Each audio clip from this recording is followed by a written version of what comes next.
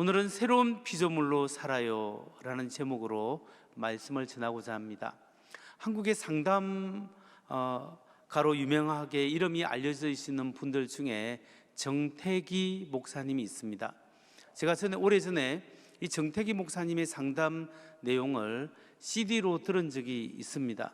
그 상담을 가르칠 때 그분이 하는 간증 중에 인상적인 것이 이것입니다. 자기가 어릴 때 교회를 갔는데 교회 누나들이 자기를 보고 태기야 너 정말 못생겼다, 너 참 어찌 그리 못생겼냐 라는 이야기를 자주 했다고 합니다. 사실 그 누나들은 굉장히 농담을 했을지 모르지만 자기는 너무 기분이 안 좋았는데 자기 보고 못생겼다고 하길래 내가 좀 못생겼구나 이런 생각을 많이 했다고 합니다. 근데 집에서는 부모님인가 형제인가 누군가가 태기야 너는 어떻게 하는 것마다 그렇게 잘 못하고 바보 같냐, 바보 같다라는 이야기를 종종 들었답니다. 어린 마음에 못생겼다고 하지 바보 같다고 하지 그런 마음이 자기한테 꽂혀서 자기가 누가 나를 좋아해 줄까 이런 생각에서 제대로 연애 한번 못했다고 합니다. 근데 이 정태기 목사님이 미국에 유학 갔는데 미국에서 자기를 위해서 기도해 주는 사람 중에 한 사람이 그렇게 이야기합니다. 태기 너는 정말 핸섬해, 너 정말 잘생겼어, 너 멋있어 이렇게 이야기하더랍니다. 자기는 평생 살아가면서 자기 보고 잘생겼다, 멋있다라는 소리를 그때 처음 들었다라는 거죠.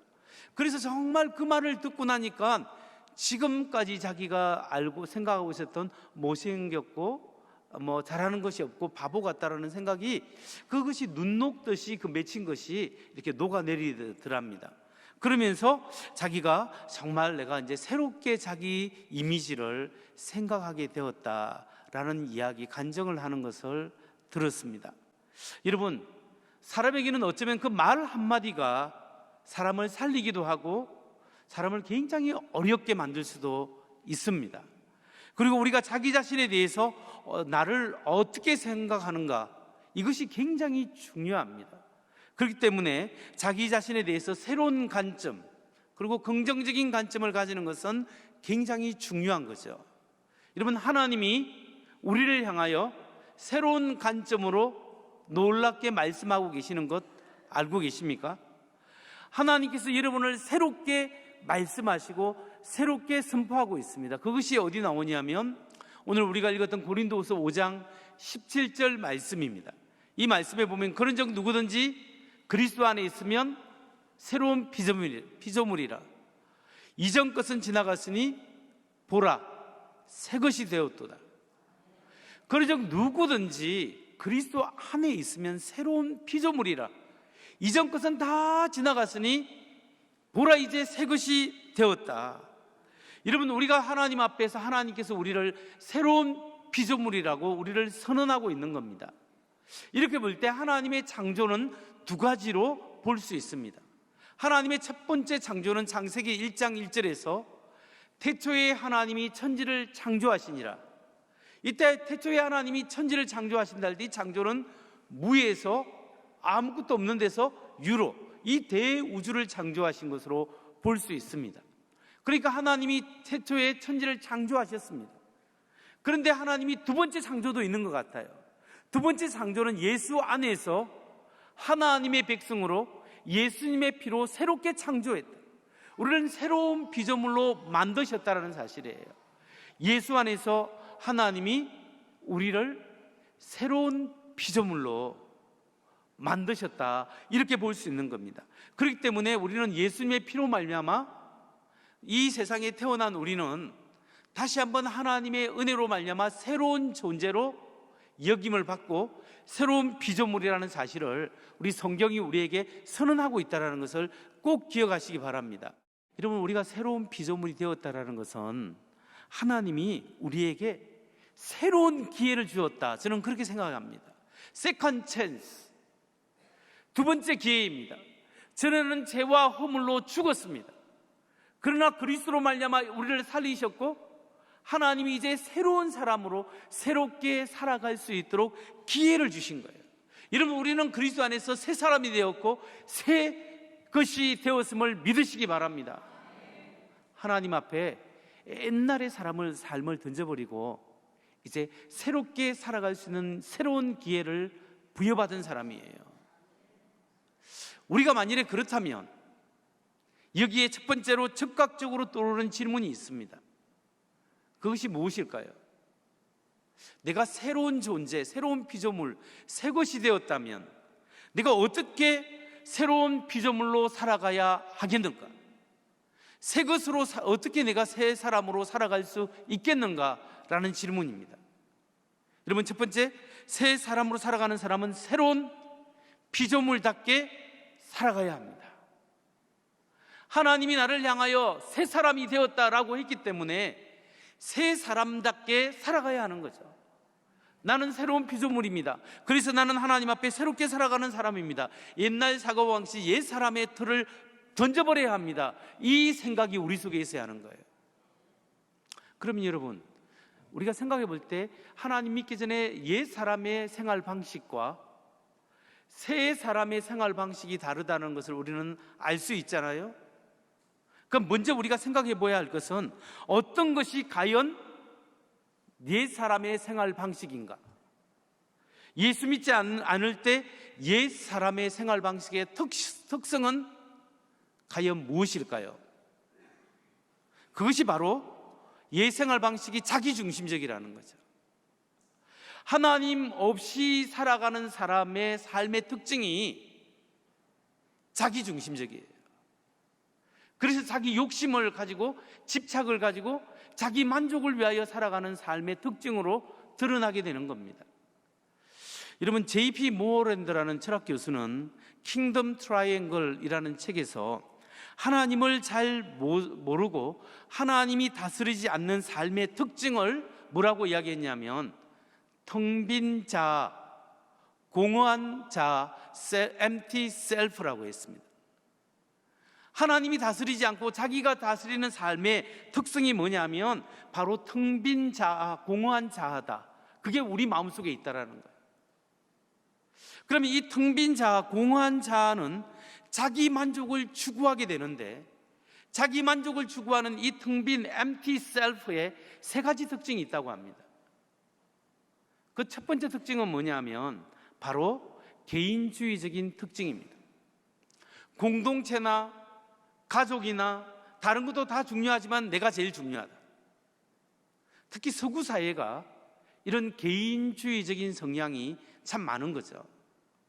공동체보다, 가족보다. 공허한 자는 자기 만족을 추구하기 때문에 내가 제일 중요한 거예요. 두 번째, 이 하나님이 다스리지 않는 마음의 상태, 공허한 자의 특징은 뭐냐면 유아적이고 자기중심적인 특징이 나온다는 거죠.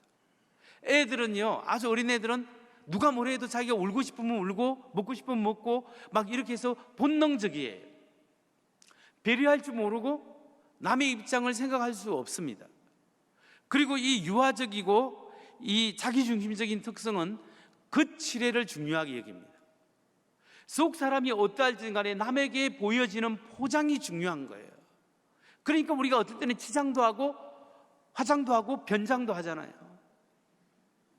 그래서 나는 실제 이런 사람인데 나를 이런 사람으로 보이려고 우리가 노력을 많이 하는 것이 내 안이 공허하면 공허할수록 훨씬 더 그렇게 많이 가면을 쓰게 되는 겁니다.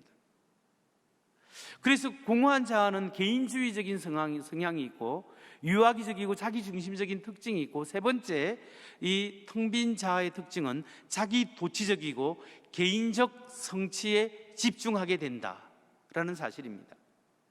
여러분, 자기가 관심 있는 것을 충족하는 자기 만족을 추구하는 특성이 이 텅 빈 자에 있다라는 거예요. 그러다 보니까 뭘 하든지 간에 나를 만족시켜 주는가, 이게 중심이기 때문에 어쩌면은 교회 다니고 신앙생활하는 것도 이게 내 만족이 있어야 행복하고 내 만족이 있어야 신앙생활이 제대로 된다고 생각하는 거예요. 내가 소외되는 곳에는 다 나쁜 것이 되는 거죠.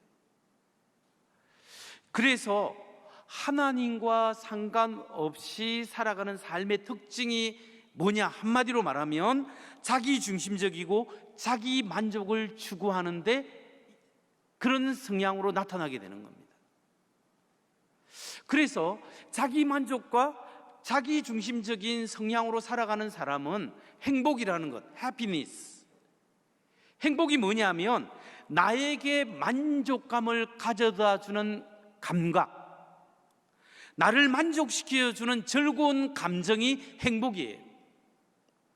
그래서 현대인들이 추구하는 행복이라는 것은 나를 만족시키고 내가 원하는 것을 가져다 주는 그 즐거운 감정, 감각이기 때문에 그것이 나에게 기쁨을 주면 행복하고, 아무리 좋은 것이라도 나에게 불쾌감을 주고 고통을 주면 행복하지 않는 거예요. 그렇다면 두 번째로, 그러면 과연 어떤 삶이 새로운 피조물의 생활 방식이겠는가? 어떤 삶이 새로운 피조물의 생활 방식, 새로운 피조물의 특징이 뭘까요? 자기를 위해서 살지 않고 그리스도를 위해서 사는 삶의 특징이 새 피조물의 삶의 방식입니다. 나를 위해서 살지 않고 하나님 나라를 위해서 살고, 나의 만족과 내 즐거운 감정을 추구하기 위해서 살아가는 방향이 내 중심에서 하나님 중심으로, 내 중심으로서 다른 것의 중심으로 관점이 바뀌게 되는 겁니다. 여러분, 하나님 안에서 새로워진 자아는, 새로운 성품이 가져다 주는 이 자아는 내 중심에서 하나님 중심으로, 내 중심에서 타인과 이웃 중심으로 관점이 바뀌게 되는 거죠. 그러니까 나의 욕구를 위하여 달려가는 삶을 끊어버리고 이제 내 안에 새 생명 가운데 하나님이 주시는 그 새 생명을 꽃피우기 위하여 살아가는 삶으로 변화된 사람들이에요. 하나님이 먼저 나를 위하여 하나님의 생명을 바쳤기 때문에 이제 새로운 나는 하나님 나라를 위하여 살고 예수를 위하여 살아가는 삶으로 변화된 사람이라는 사실을 믿으시기 바랍니다. 이렇게 새로운 피조물이 된 우리가 어떻게 살아야 하느냐, 그 삶의 원리에 대해서 예수님이 이미 우리에게 설명해 주셨습니다. 마태복음 16장 24절에서 26절 말씀을 보면, 이에 예수께서 제자들에게 이르시되 아무든지 나를 따라오려거든 자기를 부인하고 자기 십자가를 지고 나를 쫓을 것이니라. 누구든지 제 목숨을 구원하고자 하면 잃을 것이요 누구든지 자기를 위하여 제 목숨을 잃으면 찾으리라. 사람이 만일 온 천하를 얻고도 제 목숨을 잃으면 무엇이 유익하리요? 사람이 무엇을 주고 제 목숨을 바꾸겠느냐? 누구든지 나를 따라오려거든 자기를 부인하고 자기 십자가를 지고 나를 쫓을 것이니라. 여러분, 자기를 부인한다라는 것이 뭐예요? 새로운 피조물의 삶의 특징이 자기를 부인하는 거예요. 자기를 부인한다는 게 뭐예요? 자기를 부인한다는 것은 내가 없다라는 것이 아니고, 내가 전에 추구했던 자기 만족을 추구했던 삶의 모습이, 내가 원하는 것, 내가 바라는 것, 이 공허한 자아를 채우기 위해서 성공해야 되고 성취해야 되고 이루어야 되고 가져야 되는 그 모든 자기 만족의 삶을 내려놓는 거예요. 그게 자기 부인이에요. 자기 십자가를 진다는 게 뭐예요? 예수님이 아버지 할 수만 있으면 이 잔을 내게서 옮겨주옵소서, 그럼 내 원대로 마시고 아버지의 원대로 하옵소서 해서 십자가를 진 거예요. 아버지의 원하는 것이 뭐냐면 십자가를 지는 구원의 삶, 하나님의 뜻을 성취하는 것이었어요. 그래서 자기를 부인하고 자기를 욕구와 욕망을 내려놓고, 자기 십자가를 진다는 것은 내 뜻을 내려놓고 하나님의 뜻을 따른다는 것이에요. 하나님 나라를 향한 삶은 구체적으로 어떻게 살아야 할까요? 그것은 세 번째로 예수님의 이름으로 남을 섬기는 삶을 사는 겁니다. 하나님의 영광을 위하여 하나님의 이름으로 다른 사람에게 유익을 끼치고 다른 사람에게 도움을 줄 때 그것이 하나님 나라를 위하여 사는 삶으로 연결될 수 있는 거예요. 여러분, 복음, 십자가의 복음이 하나님의 사랑을 받은 사람은 이웃 사랑으로 연결될 수밖에 없는 거예요. 여러분, 예수 그리스도의 십자가 왜 위대하냐? 하나님 자신을 우리에게 던져주신 거예요. 우리는 피조물이고 하나님은 창조주인데, 아무리 자기 집에 강아지를 좋아하고 자기 집에 있는 강아지를 사랑해도 자기 진짜 아들이나 딸을 희생시키고 그 강아지의 생명을 구하거나 그럴 사람은 거의 없잖아요. 그런데 하나님은 한갓 피조물에 불과한 우리를 살리기 위해서 하나님의 아들, 하나님이신 그분이 그 하나님의 아들의 생명을 던져서 그분의 생명으로 우리의 생명을 살려주신 거죠. 우리 죄를 용서하시고 하나님 앞에 돌아올 수 있는 하나님의 다리가 되어주신 거예요. 이런 엄청난 하나님의 사랑을 받은 사람은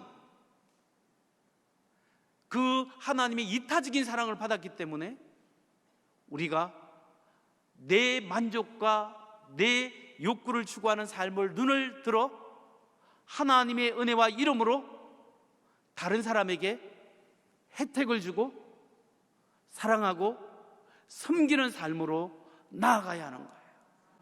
십자가 복음이 하나님 사랑, 이웃 사랑인데 이 하나님의 사랑, 이웃 사랑이 우리의 삶을 통하여 주님의 은혜가 드러나줘야 한다는 거예요. 그럼 목사님, 너무 그건 다 좋은데 좀 손해보는 것 같지 않습니까?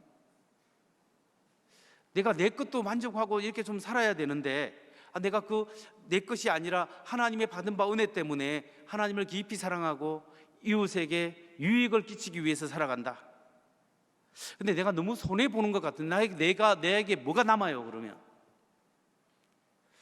여기에 대해서, 이런 생각에 대해서 예수님께서 말씀하셨습니다. 마태복음 10장 39절, 자기 목숨을 얻는 자는 잃을 것이요 나를 위하여 자기 목숨을 잃는 자는 얻으리라.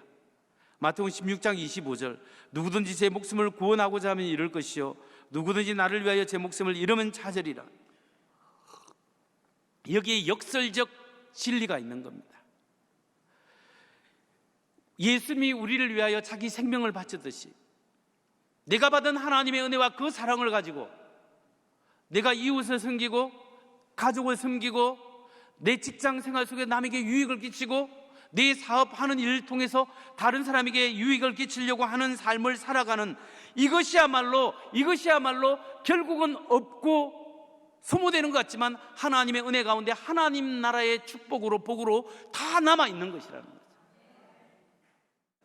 그렇다면 네 번째로 우리가 새로운 피조물의 삶을 살기 위해서 항상 반복해서 해야 될 영적 훈련은 무엇일까요? 그것은 세 가지입니다. 아침에 일어나서 하나님께 감사와 찬양을 하는 거예요. 아침에 일어나자마자 기도하든지 아침에 식사할 때 기도하든지 간에 식사 기도는 하잖아요. 하나님 감사합니다. 주의 이름을 찬양합니다. 여러분, 하나님께 감사하고 하나님의 이름을 찬양할 때 여러분 영혼이 새로워지는 겁니다. 막힌 것이 뚫려지는 거예요. 정말 그래요. 하나님을 찬양하고 하나님께 감사하세요. 하나님 고맙습니다. 하나님 감사합니다. 지금 당장 어려움이 있고 눈앞에 어려움이 있어도 하나님 감사합니다. 주의 이름을 찬양합니다. 이 기도부터 시작하십시오. 그리고 난 다음에 또 두 번째는 모든 문제를 주님께 맡깁니다. 주님, 모든 염려를 주님께 맡깁니다. 나의 걱정과 근심을 하나님께 맡깁니다. 현대인들은 아직도 일어나지 않는 일, 일어날 가망성이 멀리 있거나 희박한 그 일을 미리 당겨서 걱정합니다. 하나님께 믿음으로 선포해야 합니다. 모든 문제를 주님께 맡깁니다. 염려 다 맡기라. 주가 돌보시니 하셨사오니 하나님, 주님께 염려를 다 맡깁니다. 하나님, 일어나서 하나님을 찬양합니다. 하나님 감사합니다. 그리고 염려 다 맡깁니다. 주님 의지합니다. 기도하십시오. 세 번째 기도는 뭐냐면은 바로 남을 잘 섬길 수 있도록 주님 잘 섬기게 하옵소서. 잘 섬기게 하옵소서. 이 마음으로 하나님 앞에 기도해야 합니다. 그렇게 일어나서 하나님 앞에 하나님 감사합니다. 찬양합니다. 염려 다 맡깁니다. 하나님 오늘도 하루도 잘 섬기게 하여 주옵소서. 이 기도를 하고 점심 때 식사할 때 또 하나님 감사합니다, 주의 이름을 찬양합니다, 염려 다 맡깁니다, 잘 섬기게 하옵소서. 저녁에 집에 들어와서 하루 종일 생각하면서 하나님 감사합니다, 하나님을 찬양합니다, 염려를 다 맡깁니다. 그리고 하나님 오늘도 잘 섬기게 하셔서 감사합니다. 이렇게 하나님 앞에 고백하고 기도하는 사람은 삶의 태도가 계속적으로 하나님을 사랑하고 이웃을 섬기는 삶으로 나아가는 거예요. 여러분, 이것이 십자가의 복음을 가진 새로운 피조물의 삶이에요. 이걸 연습해야 돼요. 그렇지 않으면 우리가 옛 습관, 내 욕구, 내 만족, 내 성취, 내 것, 내 자녀, 거기에 계속 길들여서 그걸 추구해서 뜬구름 잡고 무지개 잡으려고 가까이 가면 갈수록 더 멀어지듯이 우리 그것이 계속 내 안에 만족이 없는 거예요. 예수 안에 만족이 있는 거예요. 하나님의 은혜로 내 이 블랙홀 같은 마음이 채워져야 돼요. 주님 앞에 새로운 피조물이 되었습니다 고백하고, 하나님 이제는 나보다 더 큰 하나님의 은혜와 은총을 추구하면서 살겠습니다 하면서 매일매일 하나님의 은혜와 십자가의 사랑을 나누고 실천할 때 하나님의 도우심과 은혜와 은총이 여러분의 삶 속에 분명히 함께 하실 겁니다. 내 중심에서 남을 섬기는 중심으로, 나를 섬기고 대접받는 것에서 남을 섬기는 중심으로 바뀐 사람이 크리스찬들이에요. 그렇기 때문에 예수 믿는 사람은 이기적이면 안 되는 거예요. 예수 믿는 사람은 인색하면 안 되는 거예요. 넉넉해야 됩니다. 제가 지금도 기억나는 것이, 제 어릴 때 저희 어머니가 이제 남에게 도와주는 걸 이렇게 잘 했는데요, 우리 동네에 간혹 한센병 환자들이 옛날에는 가마니 같은 거 뒤집어 쓰고 이렇게 지나가고 막 그랬어요. 그러면 아이들이 돌을 던져가지고 막 던져요. 그러면 막 가라고 하면 쫓아내고 막 그렇게 하거든요. 근데 그렇게 한센병 환자한테 어머니가 이렇게 밥을 주는 것을 어릴 때 봤습니다. 근데 그거는 간혹 있었던 일이고, 자주 있는 일이 뭐냐면 거지들이 있어요. 거지 옷을 입고 이렇게 동네에 와서 이렇게 하면 저희 어머니가 데려와서 아침에 밥을 주더라고요. 식사하고 가라고. 때로는 남자 혼자 올 때도 있고, 때로는 여자도 데리고 오고, 두세 사람이 온 적도 있습니다. 근데 밥을 이렇게 자주 주다 보니까 이렇게 매일은 아니지만 한 2, 3일 만에 한 번씩 오는 것 같은데, 그 사람에게 밥을 자꾸 대접을 하더라고요. 동네 아주머니들이 왜 밥을 주냐고, 거지한테. 거지에 밥을 주니까 우리 동네에 거지들이 오지 않냐고. 그래서 우리 어머니한테 자꾸 뭐라 하길래, 나중에 보니까 어머니가 저쪽에 가가지고 밥을, 이때쯤 오면 밥을 이렇게 두고 오고 그렇게 하더라고요. 그때 제가 느낀 게 있어요. 제가 사는 동네가 닭을 많이 키운 동네인데, 닭집 마당이라고 그러는데, 그 동네가 뭐 엄청 잘 살거나 뭐 그런 동네가 아니에요. 근데 좀 부끄럽지만 동네에 화장실이 딱 하나 있어요. 동네 화장실 하나 있어가지고 아침마다 어른들이 신문지 가지고 어디로 걸어가면 다 어디 가냐? 변소 가는데, 화장실, 공중 화장실. 뭐 그러니까 대단한 동네겠습니까? 못 사는 동네지. 근데 제가 어릴 때 느낀 게 뭐냐면, 잘 사는 사람만 못 사는 사람을 무시하는 게 아니라 좀 못 사는 사람도 더 못 사는 사람 무시하더라고. 조금만 사람이 힘이 있다고 하면 다른 사람을 무시하는 그런 경우가 있더라고요. 그러면서 제가 생각한 게, 어머니가 이렇게 사람들한테, 거지 분들한테 이렇게 먹이고 이렇게 하는 것을 보면서 제가 다른 건 몰라도 그 느낌을 배운 것 같아요. 근데 여러분 그거 아세요? 저희 어머니가 그렇게 신앙생활하고 남 베풀고 이렇게 하는데, 그 동네에서 제일 자녀들이 잘 된 집은 우리 집이에요. 내 동생 잘 됐죠, 우리 형님 잘 됐죠, 누나들 잘 됐죠. 저도 동네에서 미국 유학 간 사람 쟤밖에 없잖아요. 그리고 대서문교회 담임 목사하고 있잖아요. 여러분, 그걸 제가 생각하면서 그렇게 베풀다 보니까 하나님이 축복하시는구나. 여러분, 우리가 정말 교회도 마찬가지입니다. 어느 교회 가면 너무 인색한 교회들이 있어요. 교회 분위기 자체가 인색이에요. 뭔가 꼬투리 안 잡을까, 이런 교회가 있어요. 근데 어떤 교회는 그냥 사랑이 넘치고 서로 섬기고 서로 내겠다 하고 서로 대접하겠다 하고, 그게 뭐냐면 하나님의 은혜와 사랑이 그 속에 들어있는 교회예요. 여러분, 우리 교회는 정말 감사한 것은 그런 은혜가 넘치는 사람들이 많아요. 그러니까 크리스찬들이 좀 넉넉해야 돼요. 너무 인색하지 말아야 돼요. 후하게 대접할 수 있어야 돼요. 그렇게 해서 하나님의 은혜와 사랑을 나누는 사람은 지금 당장 손해를 볼 것 같지만, 그러나 하나님이 채워주시고 인도하시고 이끌으시고 붙들어주시고 하늘의 상을 주시고 인생의 보람을 주시는 놀라운 은혜가 있는 줄 믿으시기 바랍니다. 이것이 새롭게 변화된 새 피조물의 삶인 거예요.